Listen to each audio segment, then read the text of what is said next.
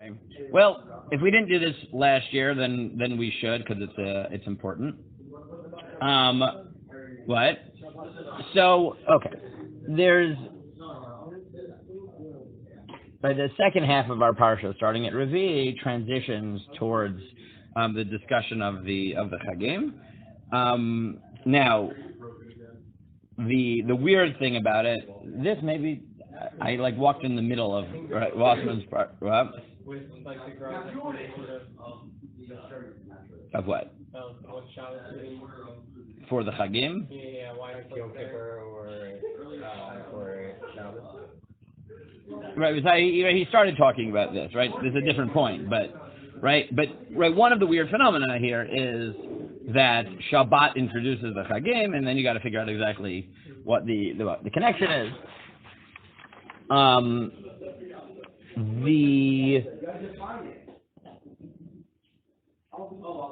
One of the weird things, though, is this idea that Shabbat is, you're commanded to make it a Shabbaton Mikra Kodesh, right? Now, what does that mean? So you did the Gra on that? Yeah, that was what we did, looking at Shabbos as either Chag or not Chag in terms of okay, yeah, right. There's a halachic question here, right? Whether Shabbat is Chag or not. There's a stira between many different figures. I gave Sharon that at some point. I remember giving that in Toronto. But the Ramban introduces a very important idea here, and he says, but fundamentally his question is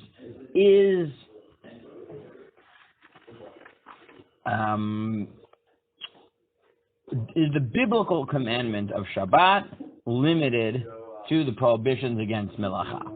Right, that's fundamentally the Ramban's question. Right, and the Ramban, not directly on this pasuk, a little bit later, has a theory that it's not. We've never done this? No? Really? Okay, so what does the Ramban say Shabbaton commands you to do?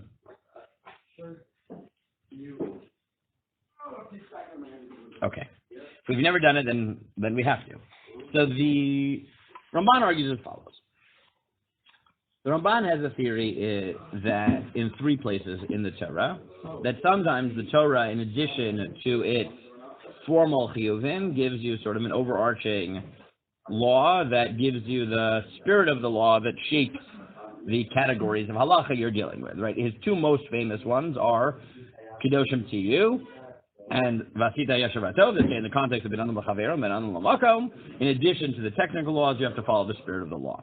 His third example is Shabbaton, which is that in addition to Malacha, there is a biblical commandment to make Shabbos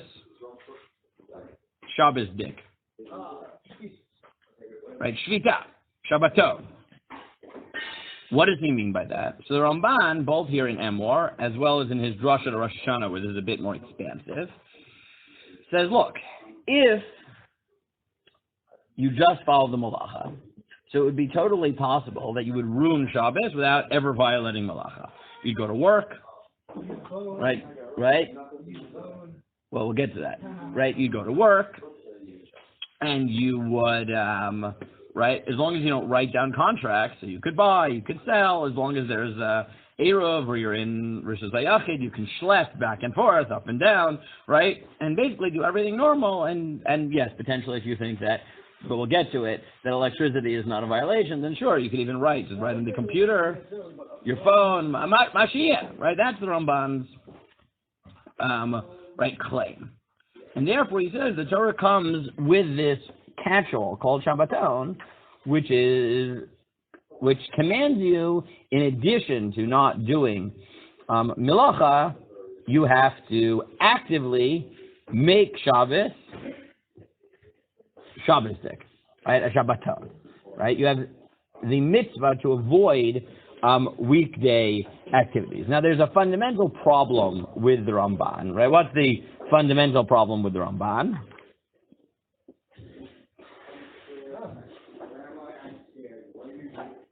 Right, so the fundamental problem with the Ramban is that let's take some of the examples that the Ramban talks about. Like, doing business would be mutter. What's the problem? According to the Gemara, why is business aser? Right? It's a Rabbanan because you might end up writing. But the problem is if you take the Ramban seriously, that's not why business is aser. Business is aser, not mishum malacha, but it doesn't need a gzeira shemayichtav. It doesn't need the oraisa because it's a violation of Shabbaton. Right? That's one of his examples. Or schlepping things back and forth. Right? In at least some of his examples are violations of mukta. Right? So the fundamental problem is if the Ramban is right, so why do Chazal themselves cast those activities not as a violation of this overarching principle called Shabbaton, but rather as localized gzerot intended to avoid malacha?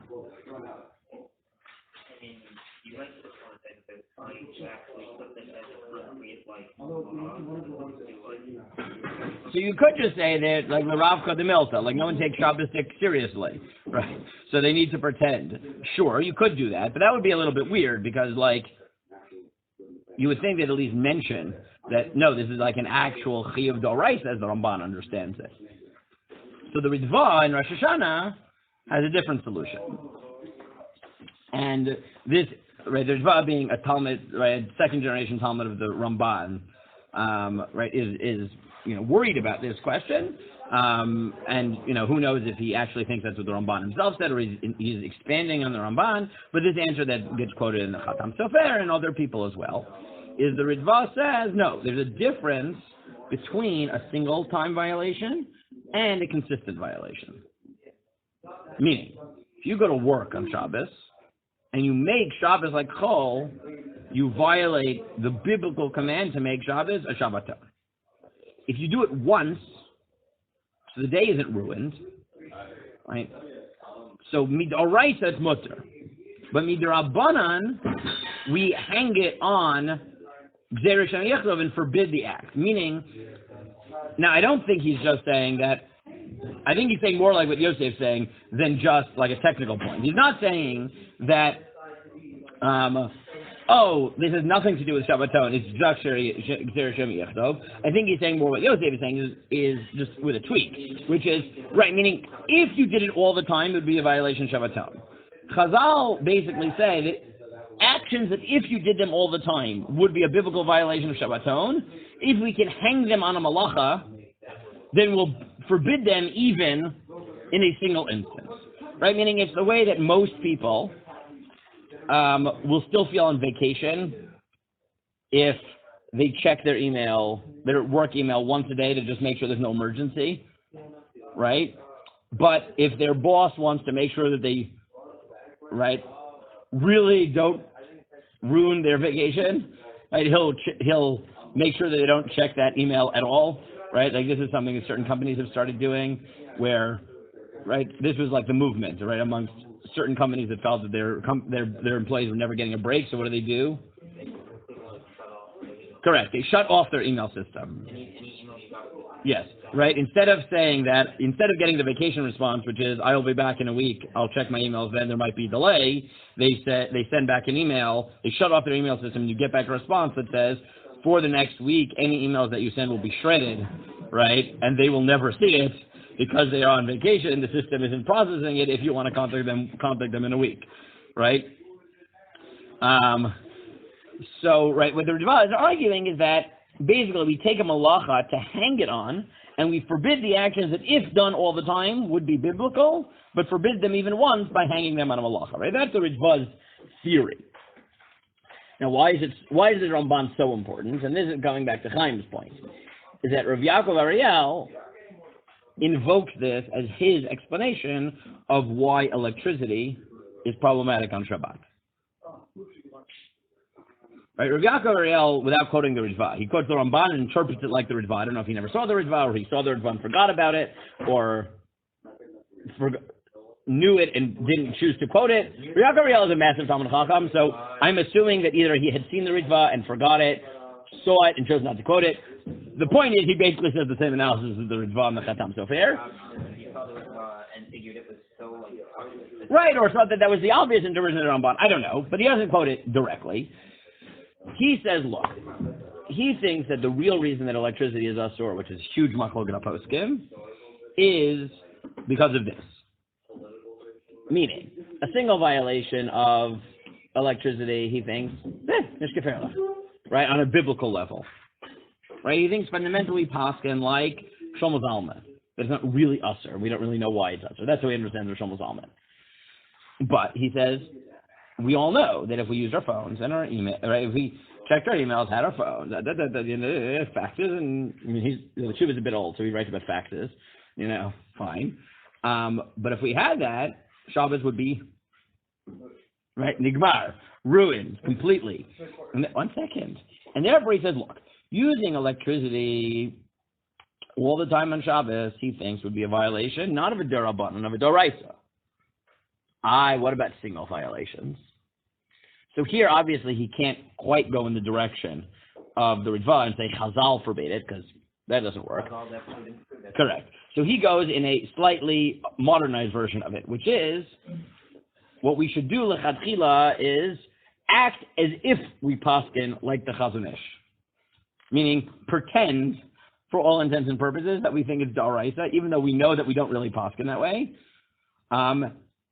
This way, we'll accomplish the equivalent of the Ritva, according to Chazal, right? Which is, we will stop you from using it so that you don't end up in a situation where you use it too much. Now, why is that even a helpful formulation, right? The reason that he thinks the helpful formulation is because you have a very good way of explaining why we can utilize those tools in medical context, in the army and things like that, because it's not fundamentally usher. We treat it as usher, meaning we treat it as usher as if we possibly Chazon Ish, to prevent a situation in which we use it consistently, which would lead us to a violation of Shabbaton. But since we know that the real reason that we're forbidding it is because of Shabbaton, like that's really, really what's going on, therefore, when it's necessary, we don't have to find heter, and we understand that what we're really doing, right, is we're using things like it's mutzil l'shem refuah to prevent, right, the slippery slope to a full violation of Shabbaton, right? That's essentially what emerges from his tshuva. Now, he argues that that's what the Chazon Ish was really doing also. He's like, I think this is what the Chazon Ish really meant. Now, it turns out that in Benny Brown's 1,000-page biography of the Chazon Ish, he quotes a Talmud of the Chazon Ish, Rav Tzvi Yehuda, not Rav Tzvi Yehuda Kook, some other Rav Tzvi Yehuda, who says he had this conversation with the Chazon Ish, and the Chazon Ish basically said that to him straight, because once he read an article by Rav Goren, where Rav Goren suggested being Mekel on electricity, and the Chazon Ish lost it, and he said to him, he's like, look, I don't understand why you're so angry. Like, so you think he's wrong, but you think a lot of people are wrong. Like, it's a machloket, right? Like, why are you so angry? And he said, the Chazon Ish told me, you think that electricity is obviously usher, and therefore we have to find a reason to be matir, right? But that's not it. Electricity is probably mutter. We need to strain ourselves to find a reason for it to be usher, because otherwise it would be disastrous. And that's why I'm so angry, because this is a fundamental category mistake, right? That by saying, well, I don't know why it's usher, so it's mutter, he's missing the point, that it has to be usher. We just got to figure out how to accomplish it. And then he says that the Chazon Ish, once he came up with this potential argument of bona and of circuits and stuff like that, he's like, hey, that's what I can hang my hat on, right? Again, I wasn't there, but this is what this Talmud of the Chazon Ish claims the Chazon Ish actually thought. I mean, it's essentially saying that if you hold one of the reason I would do it is because they're trying to just buy everything else, because they want to just get it out completely. You don't have this problem of people doing it once and people doing it more. You're essentially doing the same thing. It's just he can't make a derabanan. No, that's exactly what it is. Right? No, that's exactly what it is. The Riyakarel is basically, without being able to actually do derabanan, which is what, meaning essentially what Riyakarel is saying is that if there were Sanhedrin, the first thing they would do is set up a derabanan that you can't use electricity. But we can't do that. So the closest we can get is to pretend we pass like Chazon Ish and muddle through so that it doesn't end up there. Right? That's basically what Rav Yaakov Ariel says. Now, it happens to be that I find Rav Yaakov Ariel very compelling, with the problem, with one problem, and that is Rabbi Rinovich, who really doesn't think electricity is usher on Shabbos. He thinks that it's a problem of uvdin dechol, which is the derabanan version of Shabbaton, but his shita highlights the problem with the Rav Yaakov Ariel, which is that, I mean, look, I'm more personally more inclined that if you're going to go in the spirit of Shabbos direction, I'm more inclined to go with Riyak Ariel, which is say that it's a Doraisa problem of Shabbaton rather than just a Rabbanan problem of the Chol. Right? I do tend to think that the Ramban is a very powerful halachic read, but the obvious problem is what Rabbi Rabinovich raises, which is, really? Is that true of everything? I mean, your work email, I get that. But, you know, his specific tshuva, where he was making Lamaisa, was electric key cards to your hotel room on Shabbos. That's a violation of the spirit of Shabbos. Why? You're opening a door, right? Meaning, I don't understand, right? In what sense is that a violation of Shabbos? Ki huzeh, right? And therefore, he has a tshuva where he just says, right? It was an amazing tshuva. I can't believe we never did this while you guys are here. I guess it was 3 years ago. Or maybe I never gave it here. I only gave it on Mudim. I know I gave it on Mudim. We spent a lot of time on it this year in Shana Bet. Right, but basically, in an amazing move, one of his students wrote a tshuva where he said, you know, he goes through the whole argument and he says, I think that it's mutter to use electronic key cards in police stations and hospitals for security reasons, whatever, because you can construct an argument, and then you add refuah and security and whatever, it's mutter, right? And he sent it for haskama to Rabbi Rabinovich, and Rabbi Rabinovich said, he wasn't asked this. He said, you're right.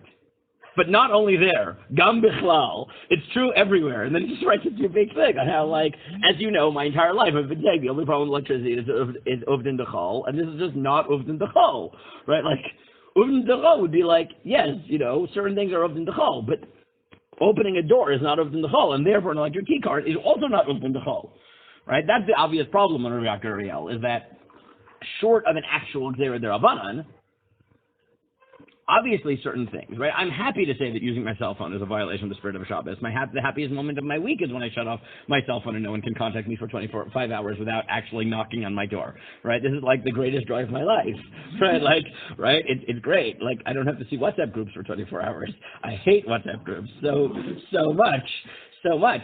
But, like, he's right, meaning at some level you have to explain, again, I'm not posting here, I'm saying what you have to explain. You have to explain why it's more Shabbostic to have that awkward, which is what a lot of people do, like you go to a hotel for a convention, so they have a guy standing on the floor running around with your key cards, or you have to only go to hotels that still have old doors so that, what? Right, or you have to like jam your door open so people can steal your stuff, right? Like, how is all of that, right? You have to, like, I'm not saying that it's not right, right? I'm just saying, like, you need to provide an explanation of why that is less of a violation of the spirit of Shabbos than using a key card. And if you, again, this is all if, I'm not poskening, because I've given this shir before and then gotten random people emailing me in YU Torah, which is, I heard your shir. Can you posken for me that it's mutter to open my door on Shabbos with a key card? And the answer is, no, I was surveying it. I don't know who you are. I don't posken for strangers. It's like, if you are my Talmud and I feel an achrayus to you, then you can come to me not on record and I'll tell you what I think. This is true of all topics, right? Right? Some random stranger, I am not going to put my, right? Like, I was like, if I did posken like Rabinovich, which I don't really, Lamaisa, for sure not, right? But if I did, I would not put my neck out there for a stranger, right? I don't need a random person I don't know, right? Like, I love you all, and I'm glad you're listening to the shirim, but really, psak is something that has achrayus behind it. I have no achrayus to random people who, you know, I'm happy to talk Torah, but that type of achrayus I will not take. If you ask me a simple shayla, sure, right? You want to know what bracha you make on pretzels? It's mazonos, okay? You can pass them like that. Yalla. Right? I was like, fine. No. Okay? Fine. But anyway. But the point is this Ramban is really important because I do, look, what I'll say is I do happen to think that Rabbi Yaakov Ariel put his finger on what I think is the real issue. Right? I will say that much. Meaning, even the people who think, like, let's say, like Vasher Weiss, that electricity is formally usher on Shabbos, I do think that a lot of the reason that people get so heated about this is because Rabbi Ariel's argument is in the background. Right? Right? I will say that, right, 100%. Right? That I think it is in the background. Meaning, certain psakim, nothing else hangs on them except whether it's usher or mutter. But here it obviously does, because Rav Ariel is obviously right, that at some level, that is the $1 million question. And you see it now, right? You see it, right? That the heated machlokes over the Zoom Seder a year ago, right? And the questions now in the non-Orthodox denominations, that right, there's been so much written on the fact that we introduced Zoom Minyanim is this the end of conservative and reform shul nikuda, right? Like these are articles being written where people are actually dealing with it, and certain poskim within modern Orthodoxy or Orthodoxy are saying, see, this is why we held back, right? They're not even like hiding the fact that there's more to this question than the local halachic issue, right? That it's a question of what do you want Shabbos to look like? What do you want community to look like, right? These are interrelated questions. So I think Rabbi Yaakov Ariel has to be contended with, right? I'll just note that the reason we spent so much time on it is because the Shana Bet class I was giving at Amudim this year was Shuva writing, and what we did was electricity on Yom Tov, right? And one of the things that I lay out as a possibility, but in the end of the day, pretty much most of the Shana Bet students ended up accepting a version of this, was that if Rabbi Yaakov Ariel is right, that electricity is more or less mutter, it's only a violation of the spirit of the law, or we're worried about it, Yom Tov might be different, because since Ochel Nefesh related things are built into the exceptions even to Malacha, right? Forget spirit of the law, right? Malacha itself is changed by Ochel Nefesh. So then a good argument could be made that the fact that it even changes Malacha reveals that the spirit of the law of the day that you're trying to achieve on Yom Tov is fundamentally different. Right? And that was why I gave them a very narrow shaila to deal with, which was, if you forgot to turn off the light in your fridge on Yom Tov, could you open it? Right? Because there's halachic questions there, right? Which is all the ways in which Yom Tov is different, Ochel Nefesh and whatever. There's a million halachic factors. But also at the meta level, right? There's a question of, if you think that the real reason, or part of the reason of us treating electricity as usher is because of what it would do to Shabbos on Yom Tov, well, it doesn't ruin Yom Tov that you can cook. So why should it ruin Yom Tov that I can open my fridge door? I'm just going to turn on, an LED light bulb, right? And therefore, part of the reason I think you have to think about Rabbi Ariel is less Shabbos, because even if you accept it on Shabbos, you have to wonder, but what are the implications for Yom Tov? Because there are both formal reasons to be more Mekel on Yom Tov, right? Hence, I don't know what Yosef does at home, but the Masorah and the Soloveitchik family, that electric lights were just mutter on Yom Tov. I mean, the Rav was known for turning on electric lights on Yom Tov, meaning there are very prominent, very machmir poskim who are yadua that on formal grounds they think Yom Tov is different, but on meta grounds there's also reasons to be different, right? Because there's also less opposition, because anything that's in the realm of Ochel Nefesh also is now matim to the spirit of Yom Tov, right? So I think there are a lot of, right, there's a lot to talk about. We went over it, but that's fine. If we really never did this amongst you guys, I'm shocked. I'm shocked we've never even talked about this. We've never even talked about this, really? So, anyways, I think that understanding this Ramban and the implications of its discourse in electricity on Shabbos it's critical, because it has to be there in the framing. Like Rav Yaakov Ariel Tshuva, L'dati, is one of the most powerful articulations of at least of a view of why electricity is usher, but more than that, of an intuition of why poskim care so much, right? Again, whether you formally accept his argument that that's the only reason it's usher, or you think like Rav Asher Weiss that it's also formally usher, right? I think that has to be also in the background. That's why people get so heated about it. I can't believe we never did this. But okay, now we've done it. Fine.